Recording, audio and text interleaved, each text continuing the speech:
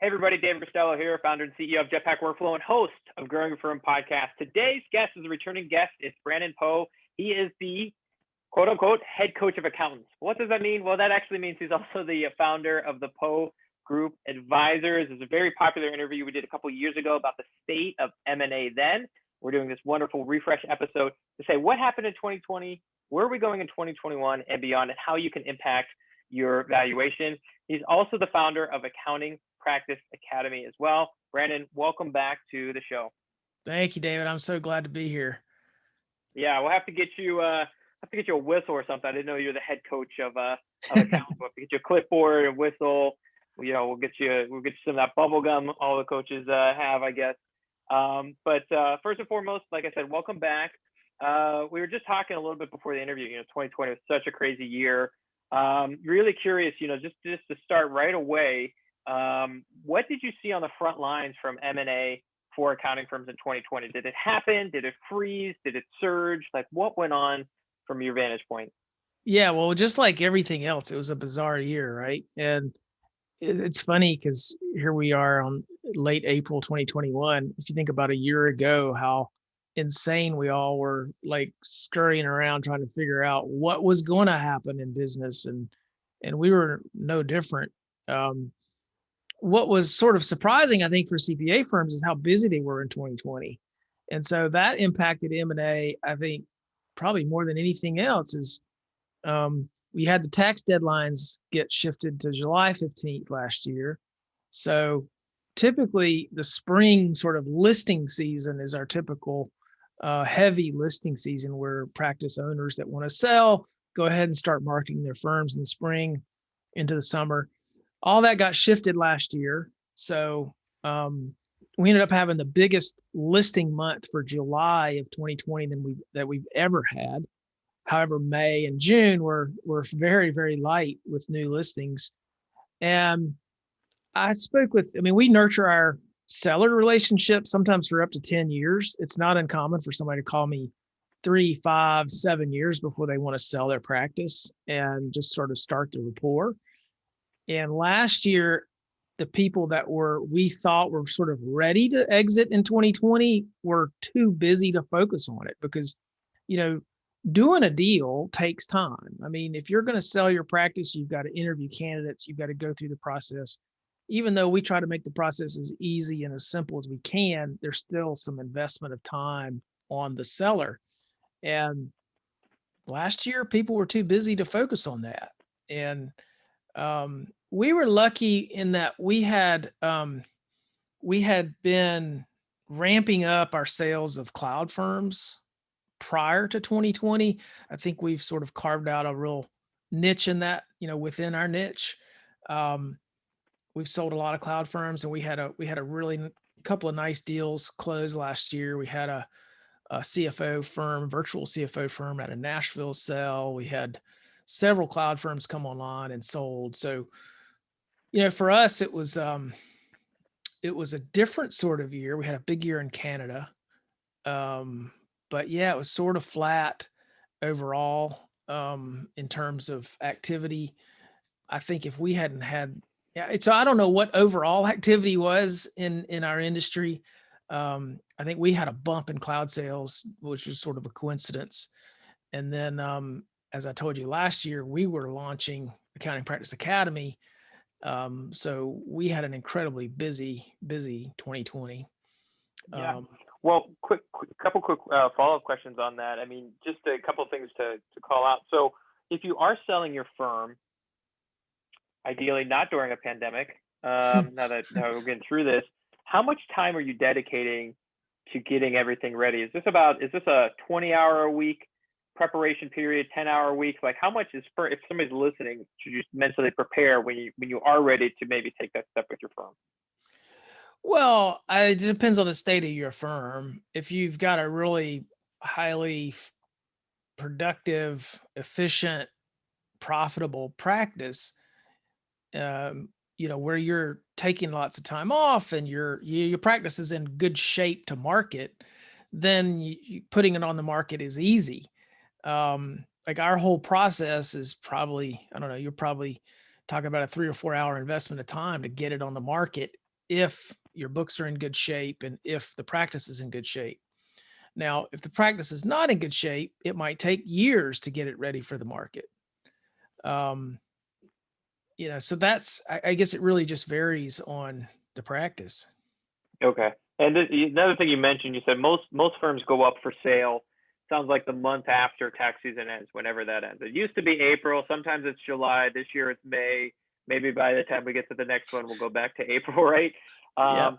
Is there any if I'm a buyer and if I want a good deal, should I not buy when everybody's selling? Like, should I look for firms listed in February and March? Those are the ones, is there a best time to get the best deal from a buyer side?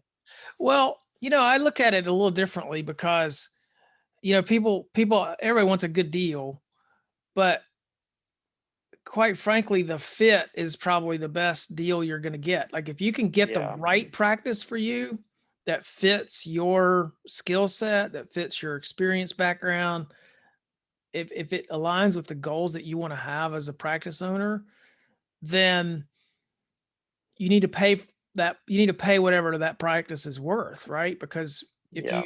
if you buy the wrong firm, even if you get a great deal on it, it's not really a great deal for you in the long run. So I think focusing on fit is really important. I will say that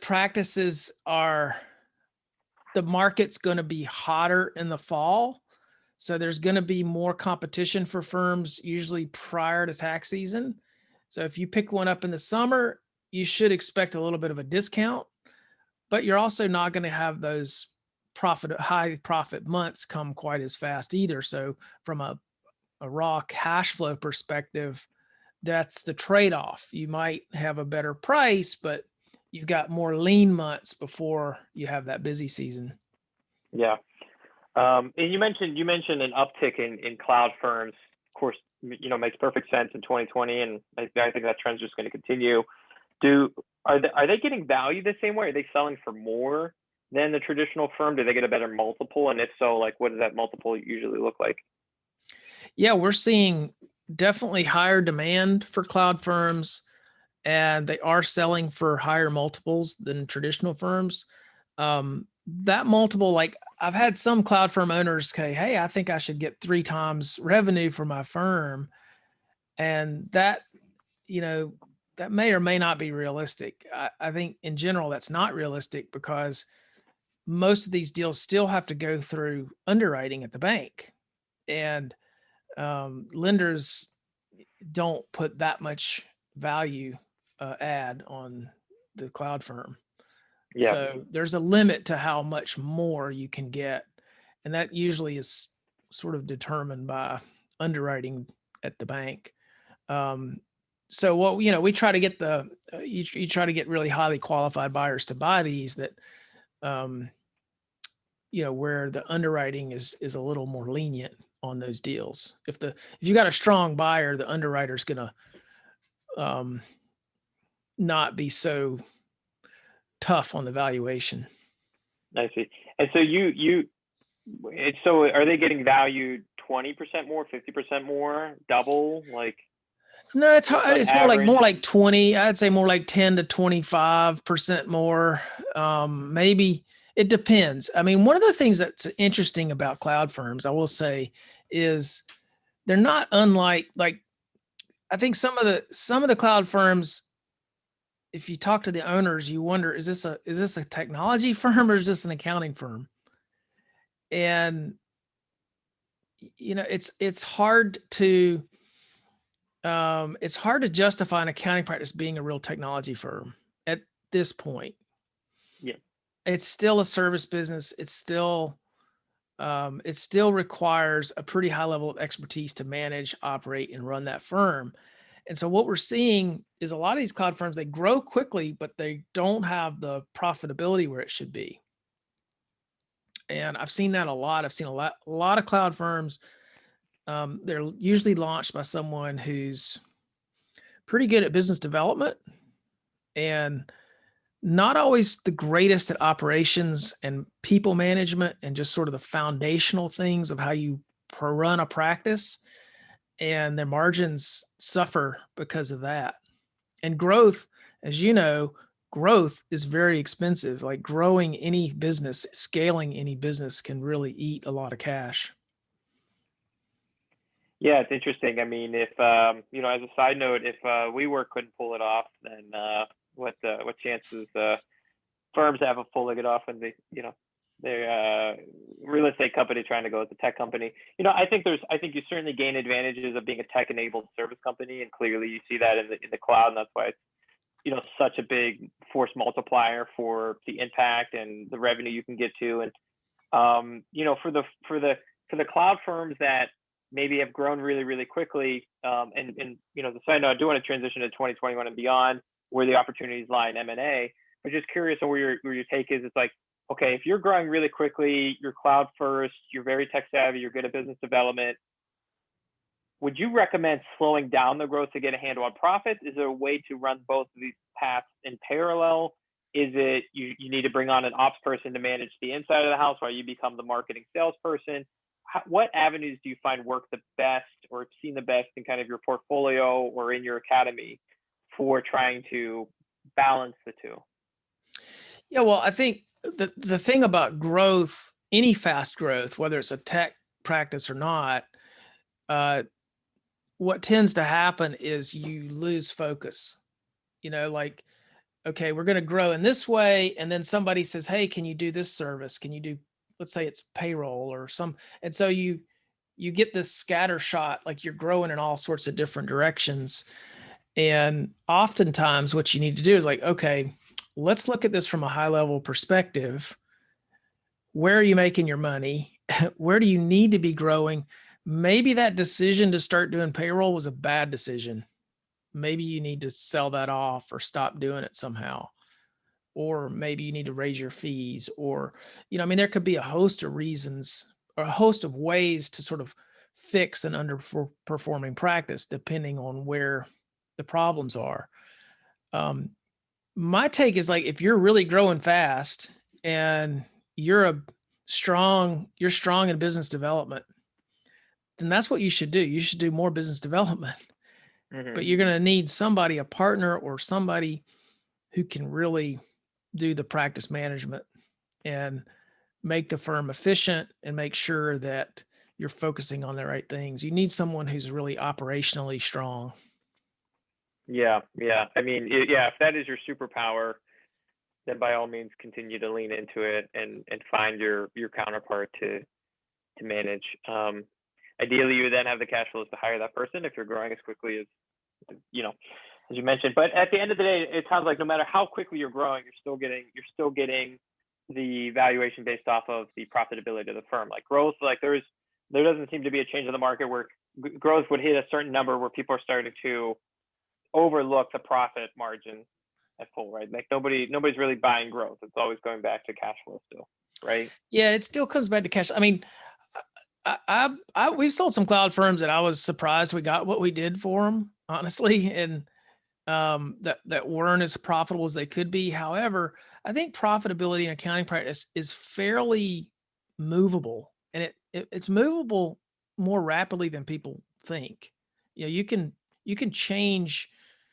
You can raise the bottom line pretty quickly in an accounting practice if you got the confidence and you know what you're doing, right? So, like if somebody buys one of those cloud firms and they know how to manage a firm really well, they can turn that into a profit center pretty quickly. So what do you think are the so I'll take the bait. I'm curious right away. Okay, what are some of the low-hanging fruit profit drivers?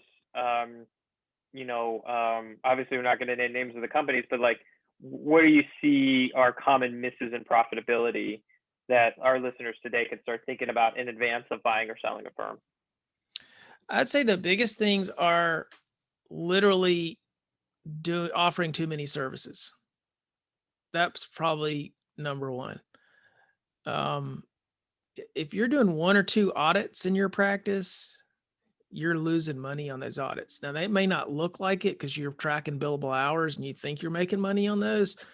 But when you really factor in all of the risk, all of the administration, training, and and the opportunity cost of doing that work, it's a loser. More 99% of the time, it's a loser. So that's one thing. So there's a pruning to say, okay, here's where we are making money. I mean, this is simple stuff, right? It's like, okay, here's where we're making money. We're not really making money over here. Well, let's quit doing that and do more of this. I mean, it's literally that simple sometimes. But what it's often sort of combined with is low fees. CPAs, a lot of CPAs leave so much money on the table. There are, even if you've got the right focus, sometimes you have the wrong clients. So there could be a pruning of clients. There are a lot of unprofitable clients. And that's another analysis that people need to look at. And so when you start pruning away the things that are costing you and you double down on the things that are profiting, it can change the look of the practice really fast. Yeah, that's amazing. I mean, when you think about, do we have too many services? Are we spread across too many industries so we can't specialize, or are we charging too little? They kind of all compound together, right? Yep. Like one, at least feel like you don't realize you're heading down this path as a firm owner.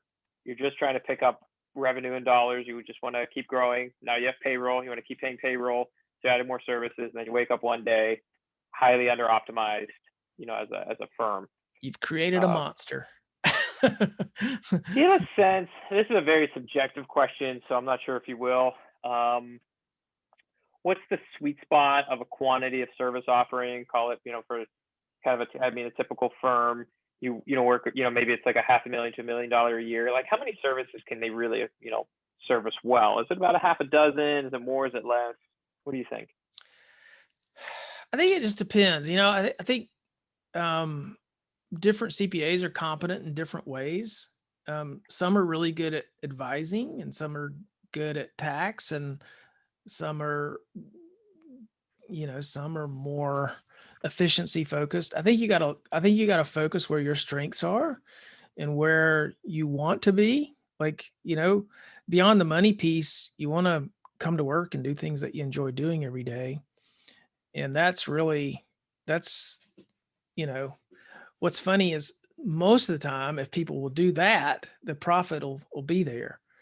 So I wouldn't say there's a one size fits all, but and as a firm grows and brings on partners, sometimes those partners can specialize. Like, let's say you want to bring in a wealth management division. Well, maybe one partner can focus on that, and you got an audit partner or you've got a tax partner. I think that's a really smart way to grow a firm if you've got multiple partners. If you're a sole proprietor, you probably just stick to your knitting, stick to what you're good at and what you enjoy, and get deeper and deeper into that. And what tends to happen is if you develop a specialty, or specialized, if you get specialized into a particular industry within that realm, then your profitability tends to go up even higher. Yeah, makes perfect sense. Well, looking forward into 2021, 2022 and beyond, what's changed and what's stayed the same in the world of buying and selling a firm? Are new things prioritized, or is it status quo? And how are you thinking about the inventory? Is the market going to be the same? Is it going to increase? How are you looking at the next couple of years ahead? I think there's going to be a lot of people that want to sell this year and next year that really had intended to get out last year or before. So I think we're going to have a very hot year this year, and the economy's, coming in strong after the pandemic. So that's definitely probably a plus for more M&A activity. As far as the industry as a whole, I think you're going to continue to see more. Going to the cloud is just going to be a natural progression, right? I think becoming more virtual, this pandemic definitely altered the perception both of clients and CPAs of how they can operate with clients. And so I think like we're on the Zoom call today.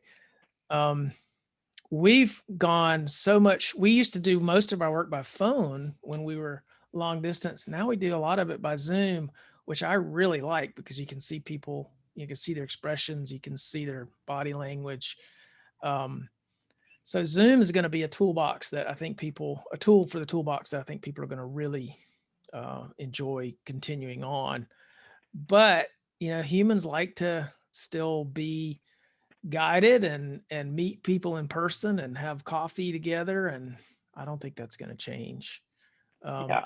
I think, yeah, I don't know. I don't know. I think there's technology is just going to be, it's just going to help do what we've always done. Yeah. Have you seen, or do you expect, like, historically, if a firm buys a firm, are they in the same area? Have you found a greater interest in, hey, I have this accounting firm in Pittsburgh, I'll buy one anywhere in the country, right? Have you seen kind of an interest now that, the acceleration of cloud technology, has that translated into M&A and firms buying firms outside of their region and area? It's just like, yeah, anybody, if they're in the US, I'm good, right? Have you Well, seen that yet, or not so yeah, much? certainly with cloud firms. I mean, Yeah. no question there. Yeah, we have cloud firm buyers. We got one that's closing at the end of this month. That's I think the buyer's from Illinois. I'm not sure exactly. I can't remember where the buyer's from, but not from the state where the practice is located. So that's happening. Matter of fact, the one we sold in Tennessee, the buyer was out of Texas. So that's the beauty of these cloud firms. Yeah, what was the first part of the question? Well, just if we're gonna, yeah, I mean, it sounds like there's an interest in buying out of state, like that's going to continue to improve. And I mean, if I guess if capital stays cheap, you might even see these this new generation of roll-ups of cloud firms probably starting to happen if they're not happening already, right? Yeah, I wish there was a really good provider out there that helped people convert to the cloud, like to really make that conversion. It's not an easy conversion. Like, people think that it's not impossible, but it's tedious. Like it's got to be, you've got to convert one, you got to convert. Yeah. It's one client at a time, right? It's one relationship at a time to make that conversion. But if you have a practice with a lot of bookkeeping, I would try now to get start getting people on a browser-based bookkeeping application, either Xero or QuickBooks Online. Like get them over, start making that switch. One thing about the market that's really kind of a big question mark for me is how are these rural practices going to transition out? Like when those people are ready to retire, who is going to take over these firms in the small towns? We're having increasing difficulty at selling small town firms if they're not virtual. So if you got a traditional firm in a really small town, you need to go to the cloud. Yeah, well, it just opens up your buyer opportunity. I mean, it's just, and ideally, as you make that transition, you would see profitability, productivity increases. You'd see the ability to. I think one of the biggest advantages, probably before you sell, is we hear it all the time on our end. Is hiring is so hard, recruiting is so hard. Making that first hire, as you move into the cloud, or you have a bookkeeping specialist that's maybe not from that town, but they're coming in from out of state and they're working virtually, it opens up your applicant pool, and it can make you more competitive that way. But then you still have the advantage, of course, it's your town, everybody in your town. So hopefully it's the best of both worlds. But it's a really great call out. It's not something that happens overnight, especially if you've had built up processes and documents and file cabinets, communication methods that are all offline. This is not look, Jetpack Workflow will make it as easy as possible, but it's not an overnight transition to go from a process sheet to a project management software. Habit change, communication change it is not simple. But if you're planning on selling the next couple of years, I think this is what everybody's going to be looking for. Yeah. I totally agree with you. It's really important. If you're not in a major metropolitan area, you could probably be okay staying in a very traditional firm, doing business that old traditional way, and you'll have plenty of people that want to buy your firm when you want to sell, but not if you're in a small town. And I've made some switches this year, and it's always painful to make those switches, right? I actually, for my bookkeeping, for our own records, we switched from QuickBooks Desktop to Zero. We're doing Zero online now. And I figured it out. Like, I probably save 5 hours a month of my personal time, because that's the one thing I haven't really let go of. I like doing my own books. And, just the automation, technology is wonderful in that it can make you do things faster. What it can't do is make you do the right things. Yeah, 100%. It will get you faster of whatever you're doing, right? Yeah. Well, this has been great. I'm optimistic for kind of where the M&A industry is going. I think there's a lot of opportunities coming out in the market over the next 24, 36 months. Really interested to hear how the audience is going to take this. I always plug this because I love that you do this. It's like, if anybody listening has not been to PoeGroupAdvisors.com, they have all the listings right there. They have, like, I was looking at one, accounting practice for sale in Winnipeg with low owner hours. Like, you're like, man, I want that headline for my firm, right? So you can kind of go through, and it's always fun, at least, for me, and giving this for anybody listening here, you should go through these listings. You should take a look at where they're at and how they're being, evaluated. And I just think it's always a really fun thing to take a look at. You can pick it state by state. It's really fun how you set that up. But look, Brannon, if somebody wants to reach out, learn more about you, learn more about everything you have going on, what is the best way for them to connect with you? Well, you can find me on LinkedIn, but the website's probably the best way. And it's PoeGroupAdvisors.com. And we actually have a new book coming out about owner hours called The Unplugged Vacation. That'll be coming out hopefully in June of this year. Accounting Practice Academy, we have 4 workshops. That has its own website at accountingpracticeacademy.com. So those are the best ways to kind of learn about our offerings. I got to ask really quick. I know we're butting up against time. Give us the breakdown of the book, right? Reducing owner hours.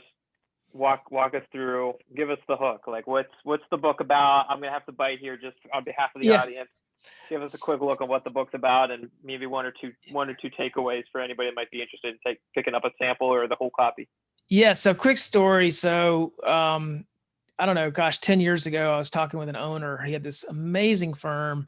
Cash flow to owner was off the charts, so like 60, 65%.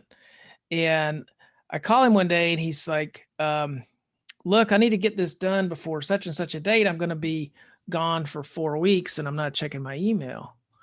And I'm like, whoa, what are you doing? He's like, oh, we're going on vacation. We take one every year.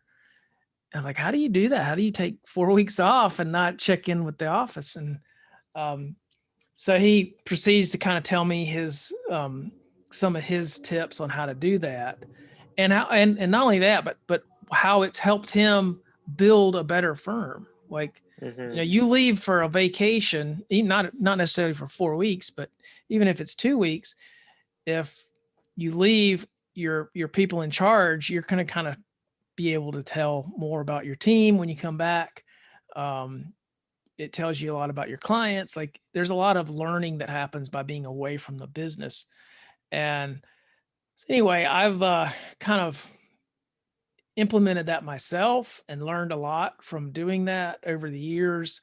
And one of my good friends was about to take a vacation, and I said, you gotta take it completely unplugged. Like, you have to do that. You owe it to your family to do it. And she's like, okay.